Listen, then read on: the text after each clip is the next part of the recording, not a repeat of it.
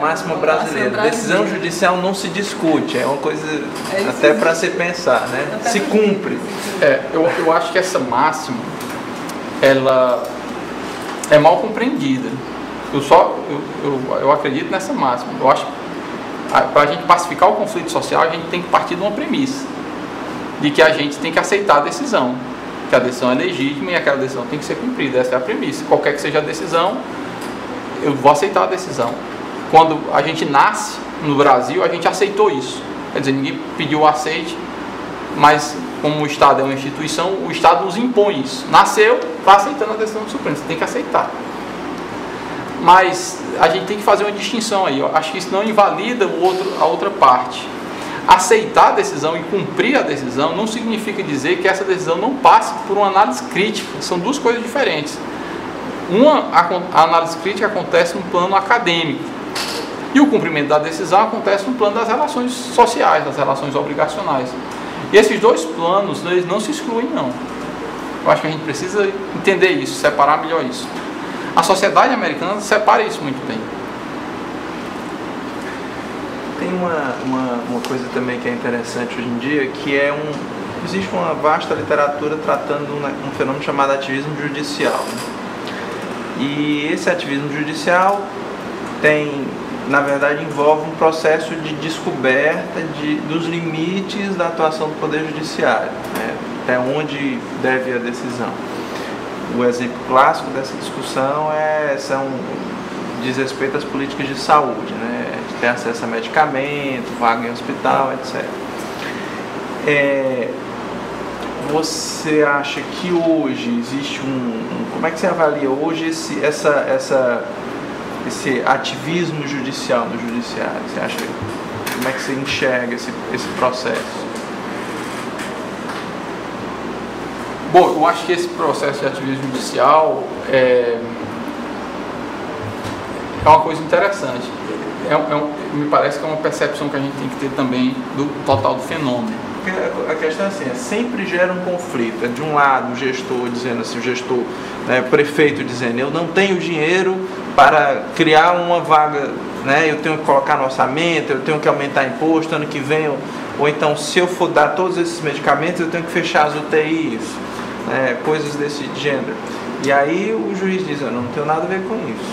Eu tenho direito à saúde, eu tenho que assegurar o direito dessa pessoa, né? Da polícia, como é que fica a posição do juiz aí? Como é que fica a posição do judiciário? O problema do ativismo judicial é uma premissa básica que eu acredito que a gente tem que adotar para discutir o problema, é que quando se fala do ativismo judicial, a gente sempre... Essa coisa da linguagem, né? A linguagem é uma coisa muito importante, porque a gente repete a linguagem e a gente acaba pensando, ela nos faz pensar errado. A gente vive repetindo crise do judiciário, crise do judiciário, crise do judiciário. E a gente pensa que a crise é do Poder Judiciário, limitada ao juiz, aos servidores que trabalham ali, aos desembargadores, enquanto que a crise é também da polícia, a crise é também do Ministério Público, a crise é também da Defensoria Pública. E a gente fala crise do judiciário, mas o judiciário deve ser entendido num contexto mais amplo. Quando a gente fala também em ativismo judicial, isso leva a crer que é o juiz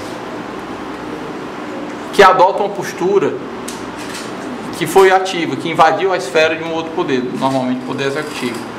Mas a gente esquece que essa postura que o juiz adotou partiu de uma demanda social. Quer dizer, o juiz nunca faz nada, ele não pode fazer, no nosso sistema jurídico vive o princípio da inércia da jurisdição, o juiz não pode atuar de ofício, ele fica lá.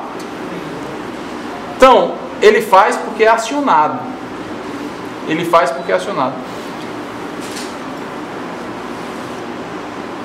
Eu não sei se é certo ou errado o ativismo. Eu acho que o problema é muito mais complexo, e não tem uma resposta assim tão simples. Mas esse problema ele tem que ser respondido dentro de um contexto que nós temos demandas sociais que não conseguem chegar, por exemplo, no Poder Legislativo, que não conseguem chegar no Poder Executivo e extravasam no Poder Judiciário. Uma crítica que se faz é que o Poder Judiciário não tem legitimidade democrática, o juiz não é eleito, ele não poderia interferir naquelas questões. Muito bem. Mas o povo, ele mesmo tem legitimidade. Se o povo elegeu o seu representante, o seu deputado, ele pode, ele mesmo, através de uma associação, pedir que seja criado um hospital. por exemplo. Então o que a gente tem é um conflito, que é um conflito de uma política pública extravasando da esfera estritamente política para a justiça. E no contexto mais amplo, se a gente entender o termo político no contexto mais amplo, a gente pega o poder judiciário envolvido em termos políticos. A gente tem que saber que limite dá isso. Como não trabalhar com isso? Eu acho que o poder judiciário não está extrapolando isso, não. De modo geral, o poder judiciário tem sabido se conter. Sobretudo o Supremo Tribunal Federal é muito contido e contém muito essas decisões. Interessante que no caso, por exemplo, da judicialização da saúde, no caso dos problemas de saúde, as decisões mais avançadas são tomadas pelas instâncias superiores. Elas não foram elas se iniciaram na instância no primeiro grau, mas de maneira muito tímida. Mas foi o STJ e o STF, por exemplo, que pacificaram o entendimento que no caso de saúde você pode inclusive bloquear recursos públicos, né? Mas isso é um caso muito excepcional, está envolvido um direito à vida e tal. O outro caso, por exemplo, de ativismo judicial bem patente é o caso do mandado de injunção. Durante muito tempo o Supremo adotou uma posição muito contida, de forma que o mandado de injunção não tinha efeito para praticamente nada, não tinha um efeito prático imediato em nada.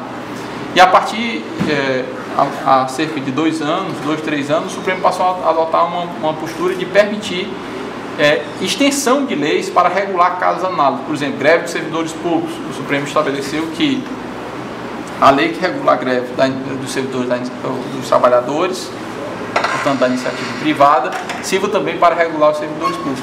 Então a postura, na verdade, é muito contida. Eu tenho uma visão positiva do ativismo judicial porque acho que ele contribui para o debate político. Ele é mais um instrumento do cidadão, ele é mais um instrumento do povo de discussão de políticas públicas. Essa discussão extravasa, e extravasa porque não há uma capilaridade. A população não consegue chegar ao seu representante, não consegue sensibilizar o seu representante, e aí parte para debater isso na esfera judicial. Você acha que a carreira de juiz ainda é sedutora? Sou suspeito para falar, mas eu acho que não é tão mais. Eu acho que não é uma carreira. Bom, se eu tivesse que dar um conselho assim para alguém que todo mundo aqui. Bom, todos eles querem ser juiz. Não. Vou nem perguntar, eles querem. Eu quero ser juiz. O que eu diria é que é uma carreira que demanda muito sacrifício e que muitos ônus e que os bônus são cada vez menores, são cada vez menos atrativos, né? Eu não tenho dúvida em afirmar que se o juiz que cumpre as suas obrigações, e a maioria deles cumpre, essa coisa de dizer que o juiz não trabalha, eu não acredito nisso. Pela minha experiência pessoal, os colegas que eu vejo na Justiça Federal, 100% são dedicados, trabalham. Então, se você partir de que você vai cumprir as suas funções, me parece que o juiz vai trabalhar mais do que qualquer outro operador público do direito. Eu sou suspeito para falar isso, porque cada um vai puxar a sardinha para o seu lado, cada um vai dizer, não, eu trabalho muito mais, eu trabalho tal. Mas é uma coisa muito... Coitados dos professores, né? Muito desgastante. Não, eu digo assim, que oficiem, vamos dizer assim, que oficiem Por exemplo, eu gostaria muito de ser professor da dedicação exclusiva, mas a gente não os caminhos que a gente faz, para quem está começando na faculdade, os caminhos que a gente faz não são assim tão exatos. Essa coisa de, eu não acredito nesse negócio, eu sonho ser juiz, eu vou até ser juiz. Não, a gente quer prestar alguma contribuição à sociedade, e isso vai depender de uma série de fatores. Casou, não casou, teve filho, não teve, foi por ali, foi por aqui, deu certo, você atingiu mais ou menos o alvo, você se realiza em muitas outras coisas. Não acredito naquele que diz, eu só me realizo se eu for juiz, eu só me realizo se eu for promotor, eu só me realizo se eu for professor. Não acredito muito nisso, até porque em cada uma dessas áreas você pode ter um pouquinho das outras, ter uma interligação. Mas hoje o Poder Judiciário, eu costumo brincar com os colegas, vive uma crise assim, os juízes são muito cobrados. E eu acho que vai ficar bom de novo quando eu estiver me aposentando, daqui a uns 20, 30 anos. Porque assim, o nível de cobrança é muito grande. Essa coisa do CNJ tá todo mundo, os juízes, eu posso falar isso que eu sou de associação, está todo mundo de uma certa forma um pouco assustado com o CNJ, porque como os contornos não estão ainda claramente delimitados, você não sabe ao certo pelo que você pode ser cobrado, como você deve atuar ou não. Então, todo mundo que tem seriedade no trabalho pensa muito sobre essas questões. Por exemplo, juizado especial. Para você julgar 1000 processos por mês, você tem que julgar isso muito rápido. Mas, de repente, o CNJ pode dizer isso. Pô, você está julgando rápido demais. A qualidade do julgamento está caindo. Não pode ser assim também. Então, isso faz parte de um processo de solidificação. Por outro lado, você é muito responsabilizado pelas decisões, tem que ser mesmo, mas como eu digo, o juiz se sente muito solitário porque nunca a imprensa questiona o trabalho do Ministério Público. O Ministério Público, quando está numa grande operação e tal, é comum que os promotores, que os procuradores da República assinem conjuntamente. Eles assinam 5, 6, eles fazem grupo de investigação, há uma solidariedade maior. Na justiça, no juiz, você fica muito solitário com a sua decisão. Decisões importantes, decisões de repercussão, né, como nós tivemos aqui, para citar só um caso, a decisão do Enem, né, que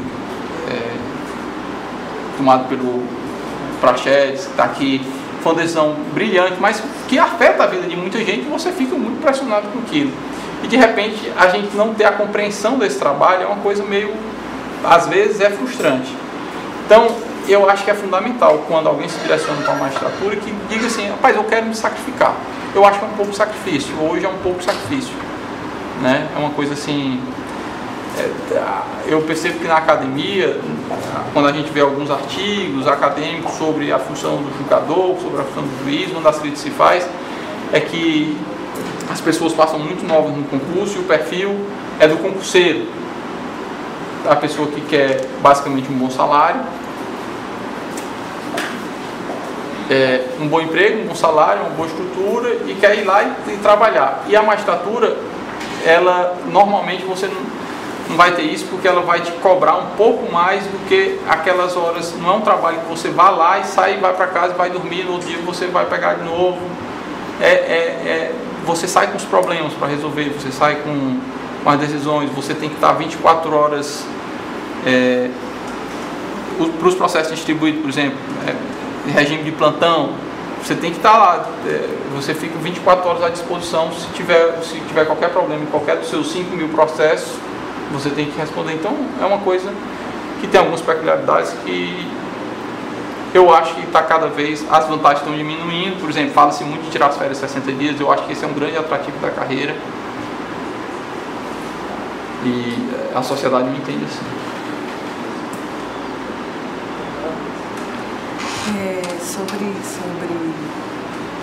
Você falou aí dos dilemas, dessa solidão da decisão. O CNJ recentemente aprovou uma recomendação sobre a cooperação entre os juízes. Você viu isso? Assim, como é que seria? Isso existe, esse diálogo, essa conversa? As novas tecnologias podem ajudar em diminuir essa distância? A cooperação judicial pode, as tecnologias podem ajudar. Esse trabalho do CNJ é um trabalho importante, eu acho que vai render bons frutos. Só para deixar claro, a cooperação judicial, ela é basicamente, o que se quer estabelecer com ela é um contato direto entre um órgão da justiça e o outro. O que ela quer estimular é isso. É um juiz de cooperação. Na verdade, não há uma divisão da decisão, não é isso, só para ficar claro. Por exemplo, carta precatória, eu preciso intimar alguém na cidade de Itapipoca e eu mandei a carta. Normalmente eu mando a carta precatória, ela vai acompanhada de ofício, ela chega lá, mas eu nunca falo com o juiz que está lá. O que ela quer estimular é esse juiz de cooperação. Às vezes o juiz federal, por exemplo, faz isso e essa carta precatória ela vai ser executada por um juiz estadual. Então a cooperação ele se estabelece aí. quer estimular a prática de se deu problema, se está demorando, eu ligo e falo com um colega. Olha, a carta não foi ainda cumprida, vamos cumprir. O CNJ também desenvolve esse trabalho, o CNJ e o CNMP, o Conselho Nacional do Ministério Público, também está desenvolvendo um trabalho parecido, por exemplo, tentando estimular a cooperação entre o Ministério Público e a polícia na investigação e solução de crimes. Porque se atribui grande parte desses 97% que nunca chegam à denúncia, a essa falta de diálogo.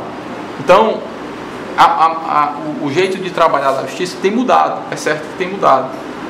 Por exemplo, o juiz hoje ele trabalha muito com assessoria, ele trabalha muito com assessores. Isso tanto o juiz de primeiro grau, como o juiz supremo, como o juiz da STJ, ele trabalha muito com assessoria. O juiz discute com os assessores as diferentes teses, as diferentes jurisprudências, ele trabalha muito em grupo, né?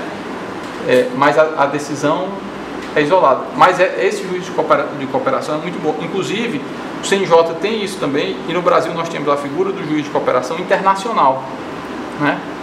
Que é o juiz que facilita, por exemplo, aqui na Justiça Federal, já tive a oportunidade de trabalhar em um caso de sequestro internacional de criança, a Convenção de Haia.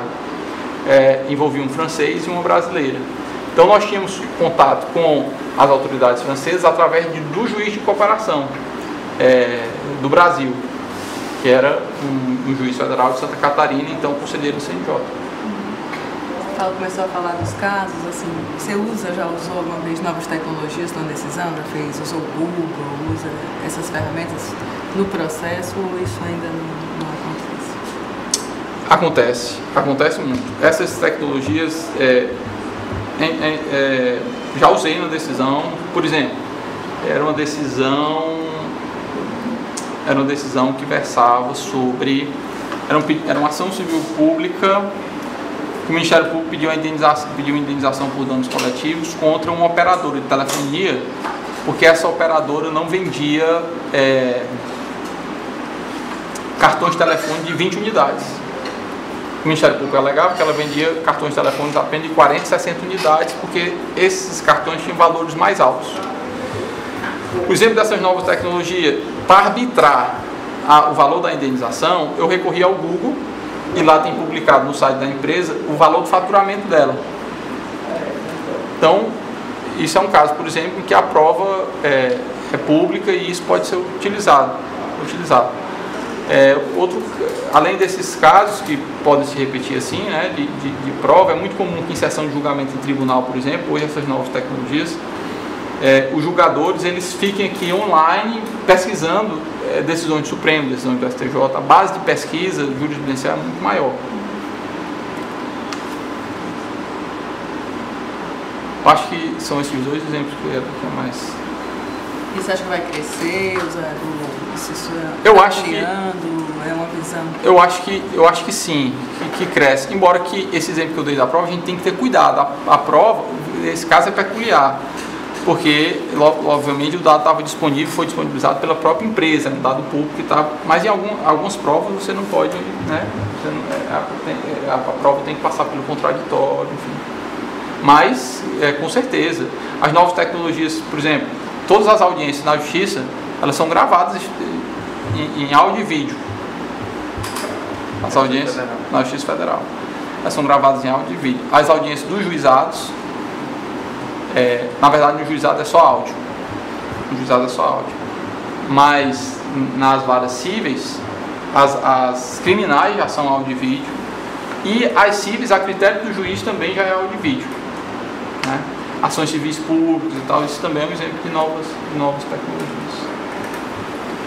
Não há mais aquele sistema de reduzir a termo o depoimento, que dá muito mais fidelidade ao depoimento. Você acha que essa experiência com a tecnologia, no caso do processo virtual, por exemplo, ele muda a forma de julgar, o conteúdo da sentença muda?